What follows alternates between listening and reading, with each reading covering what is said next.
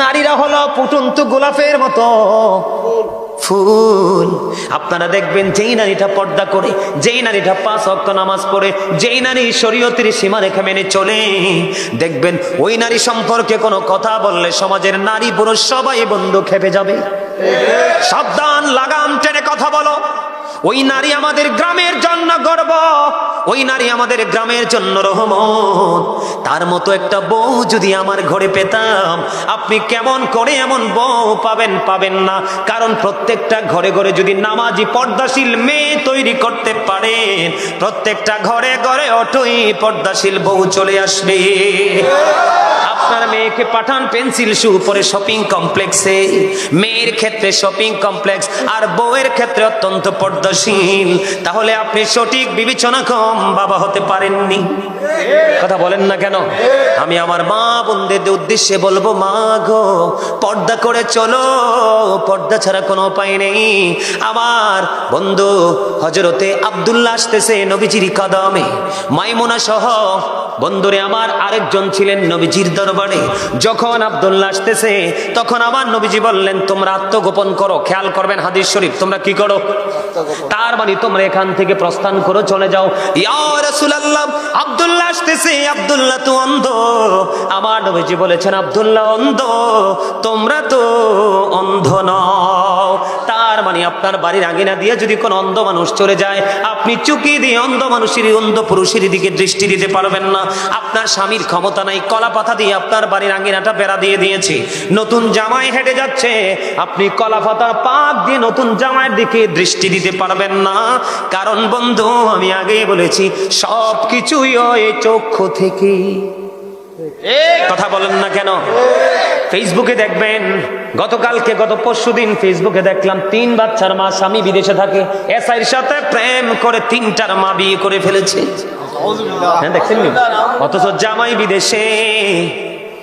কত স্বামীর কোটি কোটি টাকা নিয়ে অন্য পুরুষের গলায় ঝোলে, আজকে শুধু উকি আর ঝুঁকির কারণে।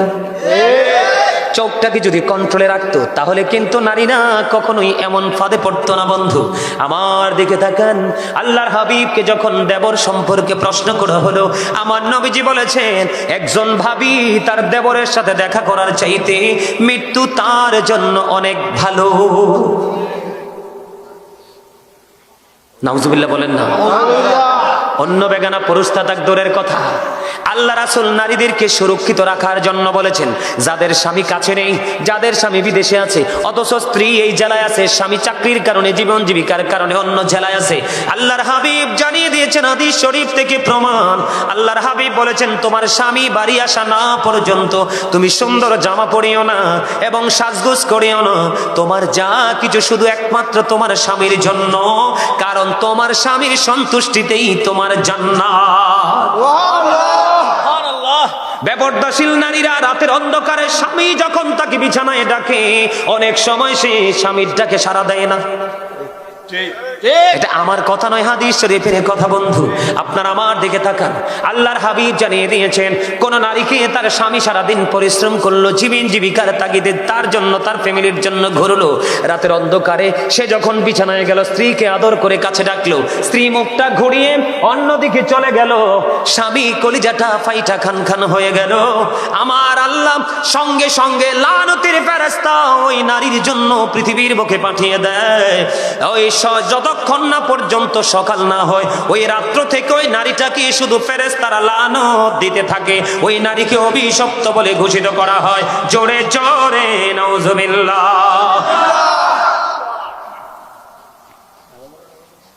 নারীদের পর্দা করতে হবে বেশি করে, আর এই দায়িত্ব নিতে হবে পুরুষদেরকে।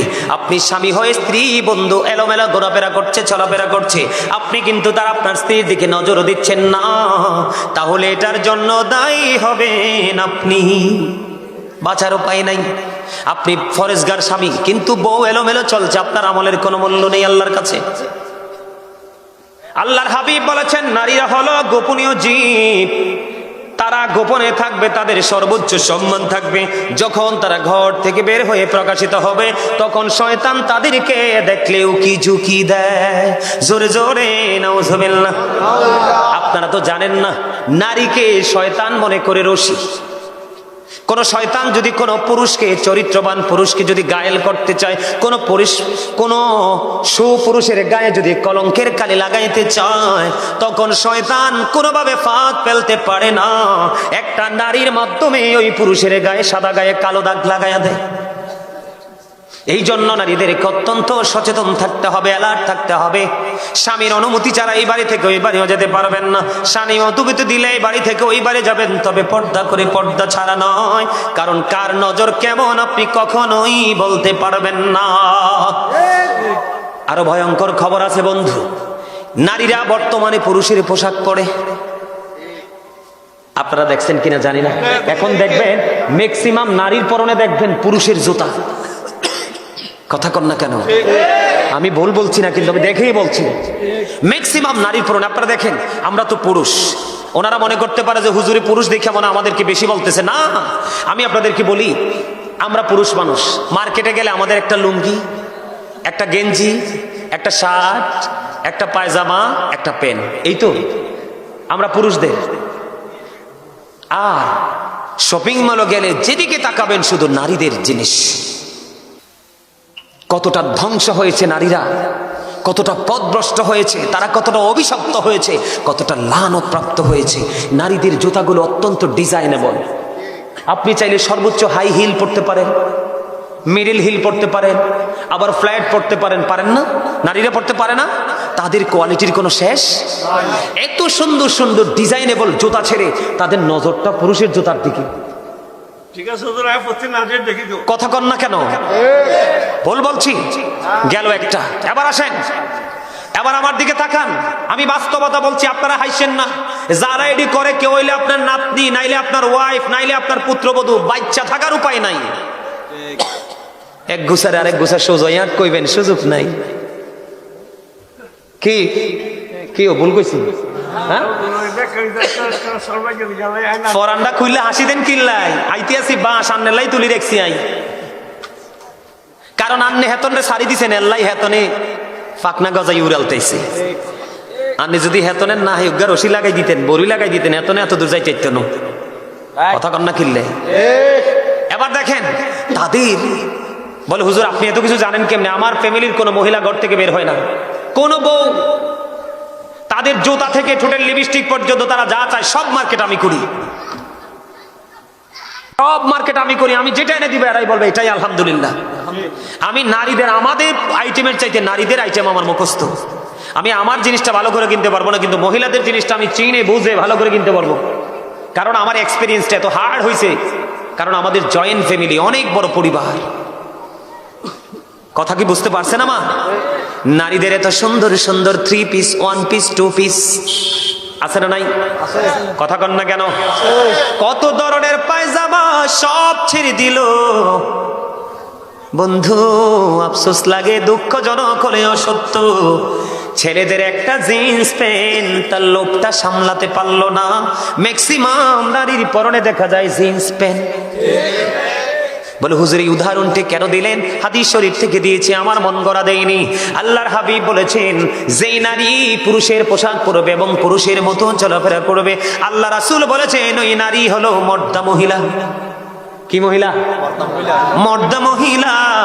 এই দেখেন আমার দিকে তাকান, এই মর্দা মহিলার জন্য ভয়ঙ্কর খবর দিয়েছেন রাসূল। ওই মর্দা মহিলার জন্য জাহান্নামে একটা খাবার বরাদ্দ করে রেখেছেন। ওই খাবারটার নাম হলো বন্ধু তিনাতুল খাবাল। ইয়া রাসূলুল্লাহ, ইয়া হাবিবাল্লাহ, নবী গো, এই তিনাতুল খাবালটা কি গো নবী? আমার নবী বলে দিয়েছেন এই তিনাতুল খাবালটা হলো আরেকটা জাহান্নামীর নিংড়ানো রক্তপুঞ্জ। কথা বুঝেন নাই? আমি বুঝাই আপনাদেরকে। হ্যাঁ, আমি আপনাদেরকে বলি, রক্তপুঞ্জ মানিক বুঝেননি? একজন জাহান্নামীকে খাইতে দেওয়া হবে। এটা কেমনে সিস্টেম করা হয়েছে জানেন?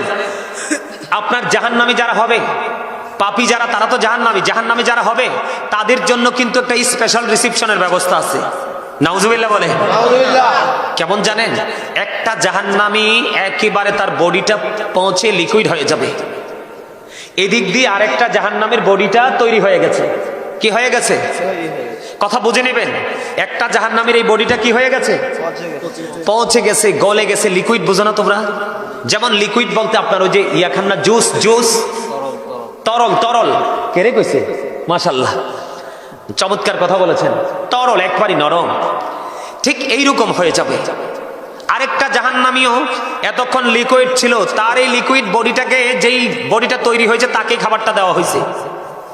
বন্ধু, যেই নারীটা সিম্পল একটা পুরুষের জুতা পড়েছে এবং যেই পুরুষ নারীদের সিম্পল একটা জিনিস ব্যবহার করেছে, ম্যাক্সিমাম পুরুষদেরকে, ম্যাক্সিমাম ইয়াং ছেলেদেরকে দেখা যায় এই সাইডটাকে ডিজিটাল পিস্টাল রেল লাইন করেছো, মাথার চুলগুলো কি উঁচু করেছো, এগুলো সামনে চলে আসে, এই জন্য নারীদের ব্যান দিয়ে এটারে থামাইছো। রাস্তায় দেখি তো, কই অহন কইতাম না, সময় মতো কমু, কি করবো, সময় মতো কমু, আজকে সময় পাইছি রে। তোমরা যারা এই নারীদের জিনিসটা ইউজ করেছো, তোমরা অভিশপ্ত। নবীজি বলে গেছেন আজ থেকে 1450 বছর আগে। নাউজুবিল্লাহ বলেন না?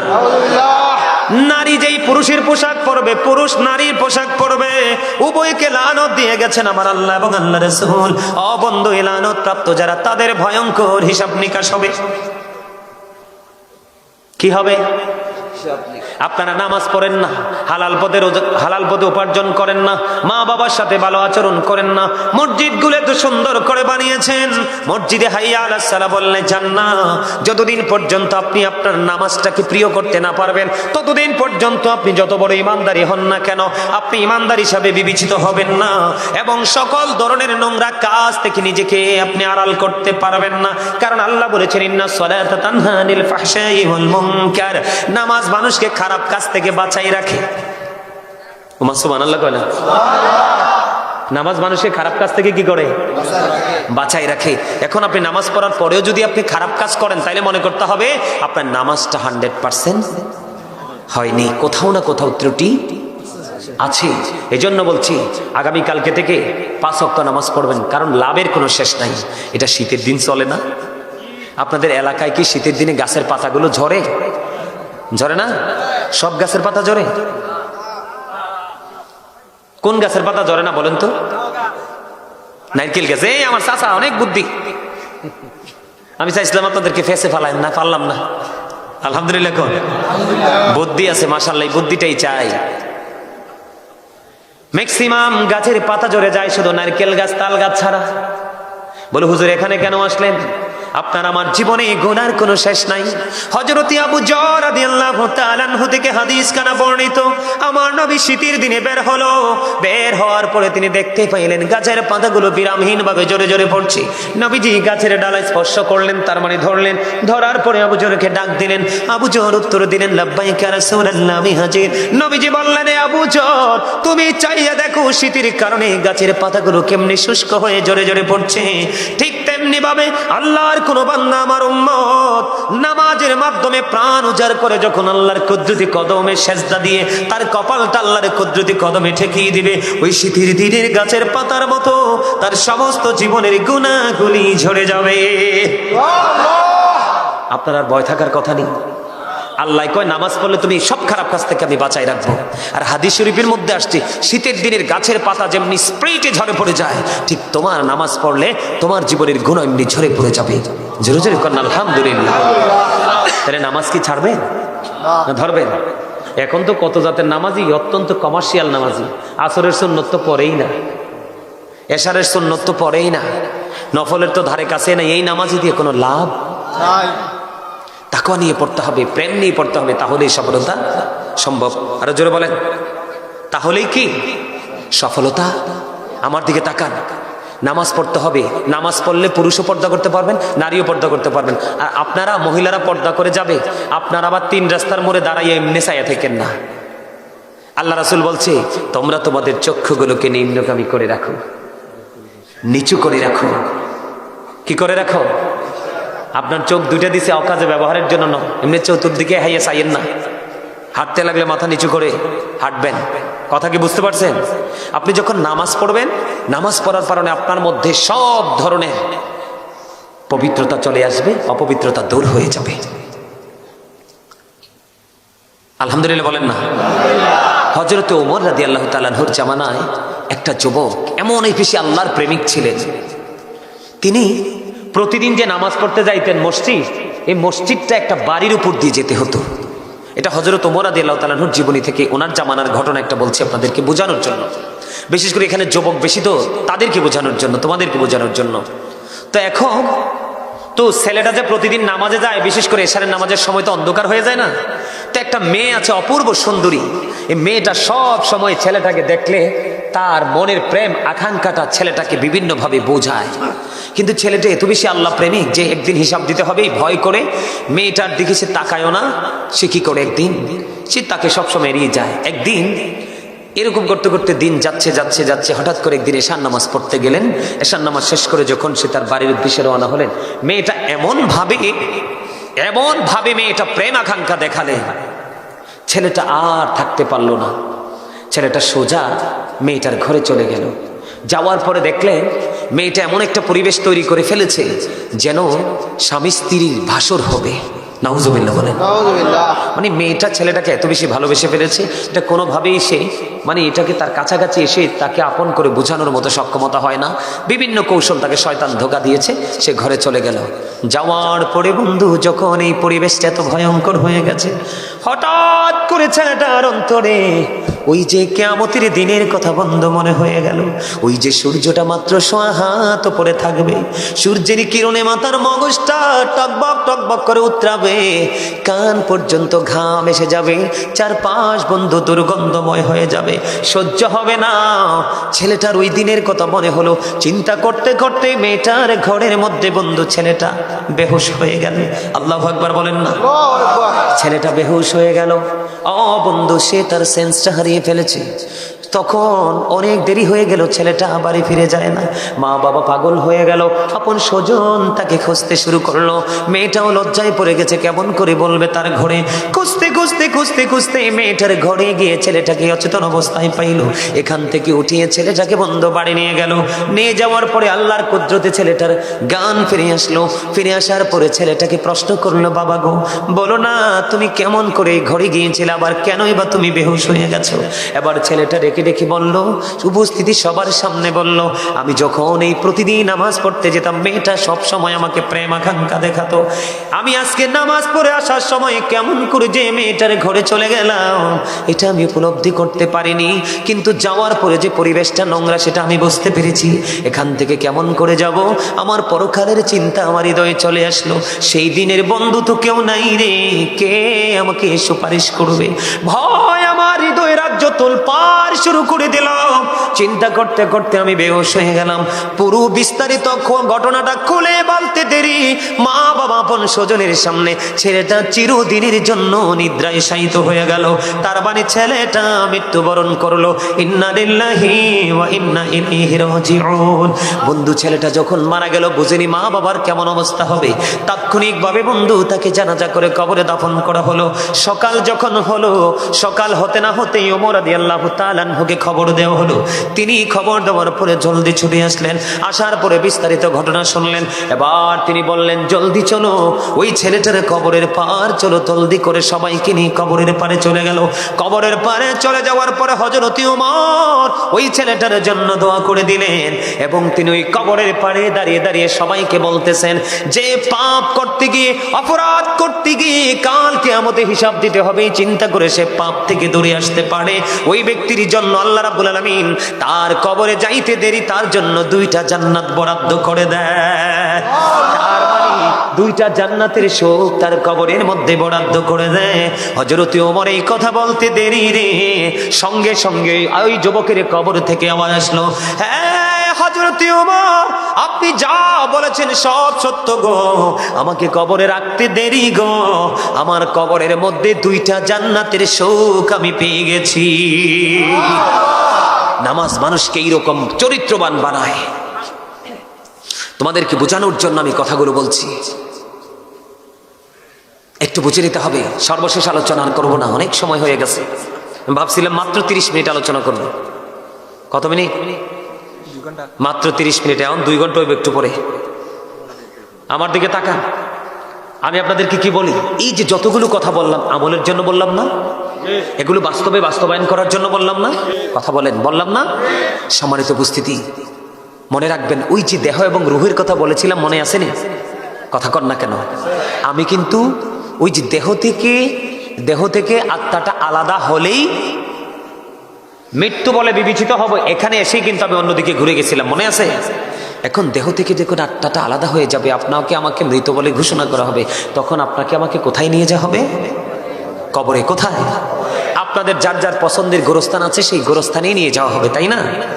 বন্ধুরে আমার, ওই গোরস্থান সম্পর্কে নবীজি বলে দিয়েছেন, আল কবরু রাওজাতুম মির রিয়াদিল জান্নাতি আও হুফরাতুম মিন হুফারিন নার। আল্লাহর হাবিব বলে দিয়েছেন, কবরটা দুইটা রূপে রূপান্তরিত হবে। কয়টা? কথা বলেন না, কয়টা? দুইটা রূপে রূপান্তরিত হবে কবর। বলে হুজুর কেমনে বলেন না? একটা হবে জান্নাতের বাগান, আর একটা হবে জাহান্নামের গর্ত। আজকে যারা জান্নাতের বাগান এসেছেন, আলোচনা শুনেছেন, আগামী কাল থেকে আপনারা যদি মনে মনে সিদ্ধান্তটাকে পাল্টাতে পারেন যে এতদিন একজন মানুষ ছিলাম, কি ছিলাম? এতদিন একজন মানুষ ছিলাম, আজকে গাজী সুলাইমানের আলোচনা শুনলাম, আরেকটা মানুষ হিসেবে নিজেকে রূপান্তরিত করলাম। ওয়াল্লাহি, আল্লাহর কসম করে বলছি রে, আপনার জীবনের সব গুনাহ মালিক ক্ষমা করে দিবে। কারণ আল্লাহ চায় না একটা বান্দা জাহান্নামে যাক। বান্দা শুধু নিজের পায়ে নিজে কুড়াল মেরে জাহান্নামে যাবে। কোরআন শরীফের সূরা ইউনূসের 44 নম্বর আয়াতে আল্লাহ বলেছেন, ইন্নাল্লাহা লা ইয়াযলিমুন নাসা শাইয়্যান ওয়ালাকিন্নান নাসা আনফুসাহুম ইয়াযলিমুন। আল্লাহ বলে দিয়েছেন, আল্লাহ আল্লাহর দাসের উপর অত্যাচার করে না, বান্দার উপর অত্যাচার করে না, বান্দা নিজেই নিজের উপর অত্যাচার করে। কি তারা কিতা কইছেন চিননি? তারা সুবহানাল্লাহ কইছেন। কই যাইতাম আই? সিটাঙ্গের মানুষ তো একটি, এই জায়গার মানুষ এত দুর্বল কেন? আই কই দেখতাম না। আরেকবার আইলে জন দেখি আপনারা সব একটি। ওমা আমি নত কইতে পারে না, জোরে কর না আমি, আরো জোরে, আরো জোরে। সেতাইলে সেতাই নাইলে দুর্বল হইতে। ঠান্ডায় উদাই গেছে, দাদাই কইছে বাইনতো দান, বাইনতে আছে ও দাদা, ঠিক কিনা? হ্যাঁ, দেহি খালি বাড়াই বানে চালতো হয় না, কিল্লাই দইরা দেহ উদা, ঠিক না ঠিক? কি মনে করছেন? যখন তোমার কেউ ছিল না তখন ছিলাম আমি, এখন তোমার সব হয়েছে, পর হয়েছি আমি। যখন তোমার কেউ রবে না, রব শুধু আমি। আমার কাছে আসতে হবে, মনে রেখো তুমি। তোরা চাসনি কিছু, তোরা চাসনি কিছু কারো কাছে খোদার মদদ ছাড়া। অন্যের ওপর ভরসা ছেড়ে নিজের পায়ে দাঁড়া। বুঝেন নাই কিচ্ছু, আগাও বুঝেন নাই, গোড়াও বুঝেন নাই। আপনি কি অন্যের আলগা পাও লাগায় হাঁটতে দৌড়তে পছন্দ করেন না, নিজেরটা দিয়ে? তার মানে বুঝাইছি, আপনার নিজের আমল নিজে করে কবরে যাইতে হবে। আপনি চলে যাওয়ার পরে হাদিয়া পাঠাবে না, কইব কবর পার যাইতাম না, বেদাত। কি মূর্খ মৌলবী সংখ্যা বাড়িতেছে না? কবে যাইস না কবর পার, কিল্লে যাবি দে বেদা। নাউজুবিল্লাহ কোন? আরে জোরে। আল্লাহর পথে শহীদ যারা, উচ্চ তাদের শান, মহান খোদা করেন তাদের এমন জীবন দান। রুহু তাদের বানাইয়া সবুজ বরণ পাখি, জান্নাতুল ফিরদাউস বিছিয়ে দেন যতনে রাখি। সেথায় থাকি খাই তাহারা জান্নাতি ফলমূল, উড়ে বেড়ায় রয় হামেশা খুশিতে মশগুল। মারহাবা কর না, আরে আরে জোরে। কি মনে করছে? আজকে মানুষ দিন থেকে, আমল থেকে, সুন্নাহ থেকে দূরে, তার কারণ মানুষ অনেক বেশি পৃথিবী লোভী। সূরা আলে ইমরানের 185 নম্বর আয়াতের শেষ অংশে আল্লাহ বলেছেন, আমাল হায়াতুদ দুনিয়া ইল্লা মাতাউল গুরুর। এই দুনিয়ার জীবনে, পৃথিবীর জীবন একটা ধোঁকা, প্রতারণা। বলছে কে? আল্লাহ। এই ধোঁকার মধ্যে থাইকা ধন দৌলত যোগাইয়া রাখিয়া যাবেন সন্তানের জন্য। কোরআন শরীফের 19 পারা খোলেন, সূরা শুআরার 88 নম্বর আয়াতে আল্লাহ বলেছেন, ইয়াউমা লা ইয়ানফাউ মালু ওয়ালা বানুন। ধন সম্পদ, সন্তান সন্ততি কিচ্ছু কাজে লাগবে না। কার জন্য করছেন? কার জন্য করছেন বলেন? আমরা নির্বোধ, আমরার কোনো চিন্তা নেই, এই জন্য আমরা এই কাজগুলো করছি। এই আল্লাহ বলেছেন, আল্লাহ আল্লাহর বান্দার উপর জুলুম করে না, বান্দা নিজেই নিজের উপর জুলুম করে। আল্লাহ যারা জুলুম করে, আল্লাহ বলেছেন, আল্লাহু লা ইউহিব্বুজ জালিমিন। আল্লাহ জালিমদেরকে পছন্দ করেন না। ওয়া লিজ জালিমিন মিন আনসার। যখন তারা বিপদে পড়বে, আল্লাহ তাদের জন্য কোনো সাহায্যকারীও রাখে না। তাদের কোনো হেল্প করার কেউ থাকে না। এই আলোচনা শেষ, আমার দিকে তাকান। যাবেন কোথায়? কবরে। আমরা যাব কোথায়? আল্লাহ কয় হিসাব করে আইসো কবরে। কি করে? হিসাব করে আইসো কবরে। দুনিয়াতে তো টেলিফোন দিয়া, মামা দিয়া, টাকা দিয়া, বিড়ি দিয়া, সিগারেট দিয়া, 500 টাকা দিয়া হাতে পায়ে ধরে রাস্তা একটা যদি বন্ধ হয় আরেকটা বের করতে পারো না? আবার লুকাইতেও পারো অপরাধ করার পরে, পারো না? কোরআন শরীফের 30 পারা সূরা ইনফিতরের মধ্যে আল্লাহ বলেছেন, ওয়া ইদাল কুবুর বুসিরাত আলিমাত নাফসুম মা কদ্দামাত ওয়া আখরাত। জোরে জোরে কান্না, আল্লাহু আকবার। আল্লাহ কি কইছে বুঝছেন নি? আল্লাহ কইছে কবরটা যখন উন্মোচিত হয়ে যাবে, ওপেন হয়ে যাবে, আপনি আমি আমরা প্রত্যেকেই তোমরা দেখতে পারবে, জানতে পারবে কে কি করেছো আর কি করনি। বাঁচার উপায় আসেনি? কথা কর না কেন? বাঁচার উপায় আসেনি? ওপেন থাকবে, চোখের সামনে থাকবে। কারণ আপনারা তো দোকানের সামনে সিসি ক্যামেরা লাগাইলে, শপিং মলে লাগাইলে, শহরে লাগাইলে ভয় পান, কিন্তু চিরস্থায়ী 2টা সিসি ক্যামেরা যে আপনার সাথে আছে এটার খবর কিন্তু। আমি গজল গাইতে আই এম রিয়েলি সরি, ওয়াজ করে লই আগে ভিতরে। এখন প্রেমের মানুষ নাই, শেষের দিকে গাইলে হবে। কি কোন? আরে নাই মিয়া, একটাও দেখি না প্রেমের মানুষ। শুক্রবারের দিন জুমার আগে মিয়া যায় সুন্নত নামাজ পড়ে না, জুমার পরেও নফল পড়ে না। খুতবা দেওয়ার সময় মনে হয় যে যুদ্ধ শুরু হয়েছে, কার আগে কে যাবে, প্রস্রাব করে পানিও খরচ করে না। ইমাম সাহেব খুতবাটা হাতে নিয়ে যখন শুরু করবে, আলহামদুলিল্লাহ আলহামদুলিল্লাহ নাহমাদুহু ওয়া নাস্তাঈনুহু ওয়া নাস্তাগফিরুহু, এবার দেখবেন লেংটি ফালায় দৌড় দেয়। কথা কর না কেন? আমি একটু রাগ লাগে আমার কাছে। হাসি দেন ওই তো হাসি দিছে, মারহাবা কোন? আরো জোরে। ওয়াজও শুনবো, ওয়াজও করবো, আমরা মজাও করব, যেন আমাদের মধ্যে কোনো ক্লান্তি না আসে। কারণ ক্লান্তি আসলেই তো ওয়াজের মজা শেষ। কথা কি বুঝে আসে? আপনাদের খতিব সাহেব আমার সামনে আছে, যদি আমি চলে যাই ওনাকে স্পেসিফিক ভাবে প্রশ্ন করবেন। আপনারা যখন খুতবা দেওয়ার সময় মসজিদে যান, আপনারা কপালটা তখন পোড়াইয়া যান। বলে কেন? ইমাম সাহেব যখন খুতবা দেওয়ার জন্য দাঁড়িয়ে যায়, প্রতিদিন যে প্রত্যেকটা জুমার দিনে যে মুসল্লি গুরু আছে 1-2 করে রোল নাম্বার অনুযায়ী কিন্তু একটা নোটবুক, একটা এন্ট্রি করা হয়। ফেরেশতাদেরকে দিয়ে আল্লাহ এন্ট্রিটা করান প্রত্যেক জুমার দিনে। কারণ এটা একটা বান্দাদের জন্য জুমার দিনটা সাইয়্যিদুল আইয়াম, শ্রেষ্ঠ দিন। ঈদুল ফিতর, ঈদুল আজহার দিনের চাইতেও জুমার দিনটা দামি, এই জন্য পাঠান। যখন ইমাম সাহেব খুতবা দেওয়ার জন্য মিম্বরে দাঁড়িয়ে যায়, তখন ওই ফেরেশতাদের নোটবুকটা বন্ধ করে তারাও খুতবা শোনার জন্য দাঁড়িয়ে যায়। আওয়াজ করে বলেন আল্লাহু আকবার। আপনি নামাজ পড়লেন ঠিকই, কিন্তু নামাজির খাতায় নাম ওঠেনি, তো কপালটা পড়ছেন না। এই জন্য আল্লাহ বলেছে, আমার প্রিয় লোকের সাথে যুক্ত হওয়ার, আমার জান্নাতে চলে আসো। প্রিয় লোকের কাছে গেলেই তো আপনি সব প্রিয় মেসেজ পেয়ে যাবেন। আর যখন সব জানবেন তখনই আপনার মানতে মনে চাইবে। আপনি জানেন না বিধায় কিন্তু মানতে পারেন। কথা কি ঠিক আছে? সম্মানিত উপস্থিতি, আমি একদিক থেকে আরেক দিকে চলে গেছি। আমরা যাব কোথায়? কবরে। আল্লাহ বলেছেন, যখন তুমি অপরাধীরা যখন বিপদে পড়বে, আমি তাদের জন্য কোনো সাহায্যকারী আল্লাহ রাখেননি। এবার দেখেন, এই কিন্তু আপনি যে ওখানে যাবেন দৌড়ে পালাতে পারবেন না। কি করতে পারবেন না? ওই যে 2 সিসি ক্যামেরার খবর নাই, কিন্তু দুনিয়ার সিসি ক্যামেরা দেখলে ঠিকই আমরা ভয় পাই। 2টা সিসি ক্যামেরা আছে, জানেন নি? এটা নাম কি? কেরামান কাতিবিন কাঁদে বসিয়া সকল কর্ম লিখিতেছে হুকুম নিয়া, আল্লাহর হুকুম নিয়া। 40 কদম হাটিয়া আসবে রে সজন, মুনকার নাকির হাজির হইবে রে তখন। অস্বীকার করা যাবে?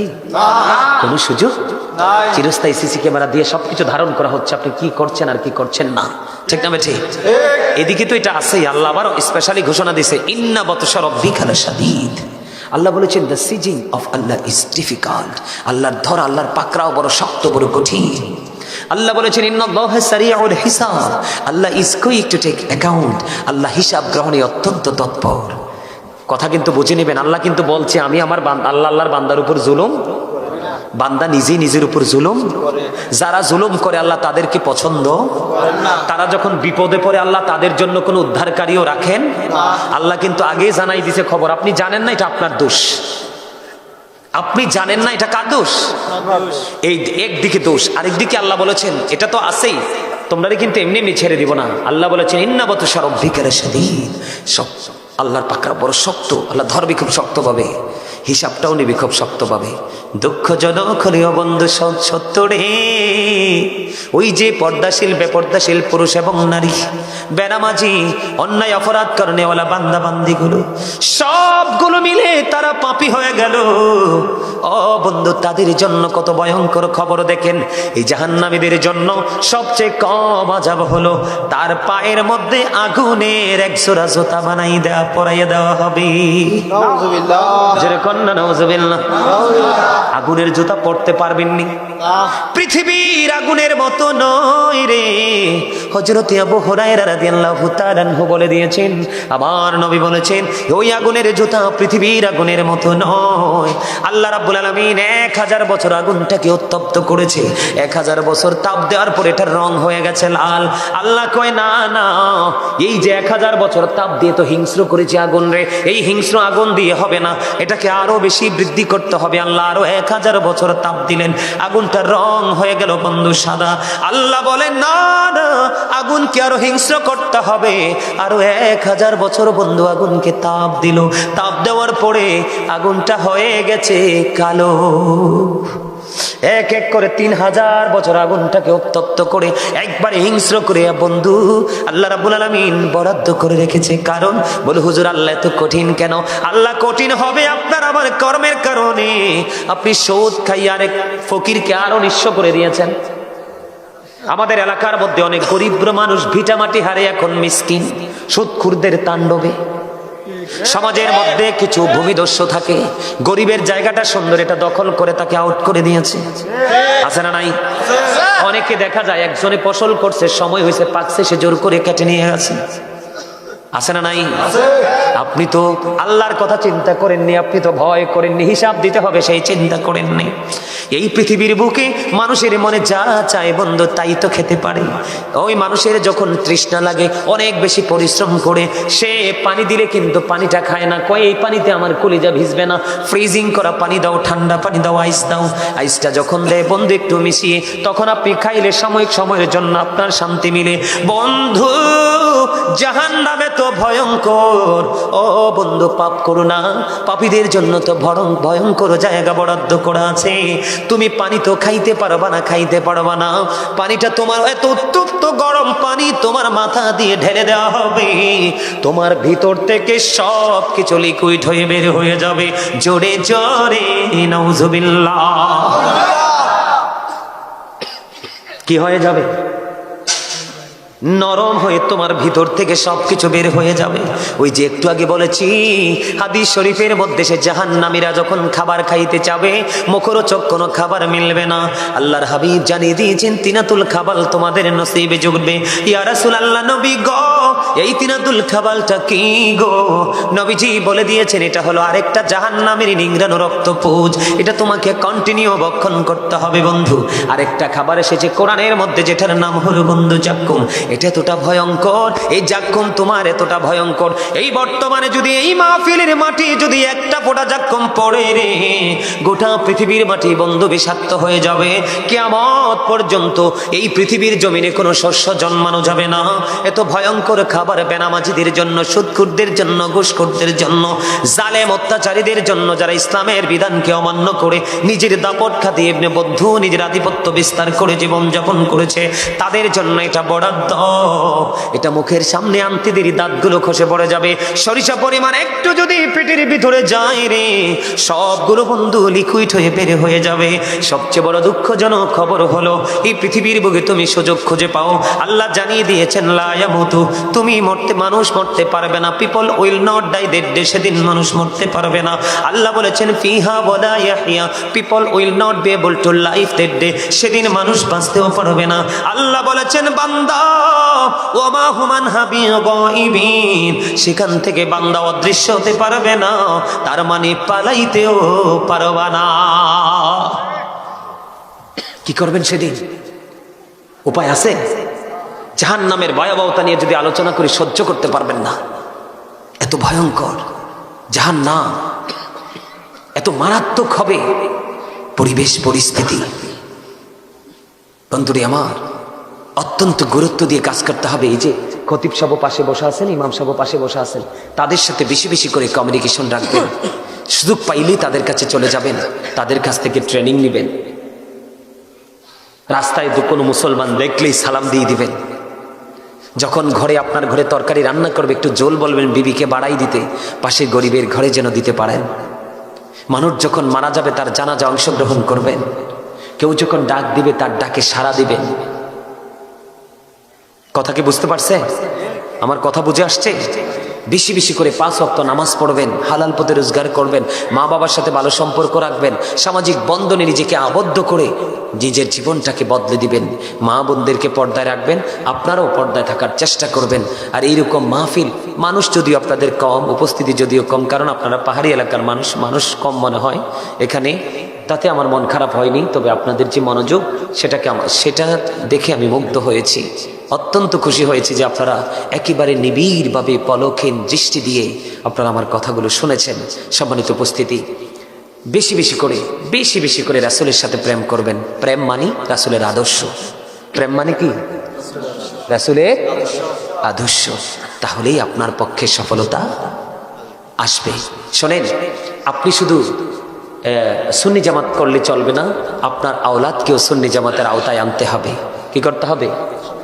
আমাদেরকে তাকান, আল্লাহ রাসূল বলেছেন আদিবু আওলাদাকুম আলা সালাতি খিসালিন হুব্বি রাবিকুম ওয়া হুব্বি আহলি বাইতিহি ওয়া আলা কিরাতিল কোরআন। রাসূল বলেছেন তোমরা তোমাদের সন্তানদেরকে 3টি বিষয় শিক্ষা দাও। কয়টি? একটি হলো নবীর প্রেম, আরেকটি হলো নবীর আহলে বাইত পরিবারের প্রেম, আরেকটি হলো কোরআন তেলাওয়াত। বিশেষ করে শয়তানি এবং বেঈমান কাফির মুশরিকদের সংস্কৃতি থেকে দূরে থাকবেন। এখন বর্তমান ছেলেরা যা করছে সব ইহুদিদেরকে দেখে, অথচ ইহুদিরা আমাদের মুসলমানদেরকে ফিলিস্তিনি ধ্বংস করে দিচ্ছে। কথা বলেন না কেন? আবার নতুন করে মধ্যপ্রাচ্যে ওই যে আপনার সাদা সাদা কুকুরগুলো আছে না, কুকুরগুলো কিন্তু বিভিন্ন দেশের সাথে ঝগড়া লাগিয়ে দিচ্ছে, তাই না? সম্মানিত উপস্থিতি, ইহুদি নাসারাদেরকে ফলো করা যাবে না, কারণ তারা চিরকালের জন্য, অনন্তকালের জন্য তারা জাহান্নামী। আল্লাহ বলেছেন উইদ্দাত লিল কাফিরিন, তাদের জন্য আল্লাহ জাহান্নাম বানিয়েছেন। আর উইদ্দাত লিল মুত্তাকিন, মুত্তাকিনদের জন্য আল্লাহ জান্নাত বানিয়েছেন। মুত্তাকিনদের জন্য আল্লাহ বলবেন ইউ গো টু প্যারাডাইস, আল্লাহ বলবেন তোমরা জান্নাতে চলে যাও। আর যারা কাফের বেঈমান মুশরিক তাদেরকে বলবো you have to go to hell, তোমাদেরকে মাস্ট বি চলে যেতে হবে জাহান্নামে। বাঁচানোর কোনো সুযোগ কারোরই নেই। শোনেন, রাসূলকে কেন বলছি বারবার ধারণ করতে? আল্লাহ বলেছেন মাইয়ুতি'ir রাসূলা ফাকাদ আতা আল্লাহ। আল্লাহ বলেছেন হি হো অবিস দ্য স্টিল অবিস আল্লাহ, যে ব্যক্তি রাসূলের নির্দেশ মানলো সে যেন আল্লাহর নির্দেশ মানলো। আল্লাহ বলেছেন কুল ইন কুনতুম তুহিব্বুনাল্লাহ ফাত্তাবিউনি ইউহিব্বুকুমুল্লাহু ওয়া ইয়াগফির লাকুম যুনুবাকুম আল্লাহু গফুরুর রহিম। আল্লাহ বলেছেন সে বলুন ইফ ইউ ডু লাভ আল্লাহ, যদি তোমরা আল্লাহকে ভালোবেসে থাকো, ফলো মি মুহাম্মদ সাল্লাল্লাহু আলাইহি ওয়াসাল্লাম, মুহাম্মদ সাল্লাল্লাহু আলাইহি সাল্লামের অনুগত হয়ে যাও। কি লাভ হবে? আল্লাহ উইল লাভ ইউ, আল্লাহ তোমাদেরকে ভালোবাসবেন। এন্ড ফরগিভ ইউর সিনস, আল্লাহ তোমাদেরকে ক্ষমা করে দিবে। Allah is all in all, follow his law and light for eternal success. আল্লাহ সব, কিন্তু তারপর আমাদের জন্য 2টা নিয়ামত দিয়েছেন, একটা হলো ল এন্ড লাইট। ল হলো আল্লাহর কোরআন, দা হোলি কোরআন, যেটা বিজ্ঞান এখান থেকে বের হয়েছে। আরেকটা হলো ল এন্ড লাইট। লাইট হলো ইংলিশ শব্দ, বাংলাতে এটাকে বলা হয় আলো, আরবিতে বলা হয় নূর। এই নূরটা হলো আপনার আমার প্রাণের নবী। ওমা কথা দি কয় না কেউ? নবী কি মাটি না নূর? নবী মাটি হবো কেমনে? নবী সৃষ্টির আগে তো কিছু সৃষ্টি হয়ই নাই, হইছে? নবী সৃষ্টির আগে তো কিছু সৃষ্টি হয় নাই, তো নবী মাটি না কি? মাটি তো হতে পারে না, পারে? I am from the light of Allah and everything has been created from my light. আমি আল্লাহর নূর থেকে, সৃষ্টির প্রত্যেকটা বস্তু আমি নবীর নূর মোবারক থেকে। রাসূল বলেছেন I was a prophet when Adam was mixture of water and mud. নবী বলেছেন আমি তখনও নবী যখন আদম ছিল কাদা মাটির মাঝে, পানি এবং কাদা মাটির মাঝে, তখনও আপনার আমার নবী ছিলেন।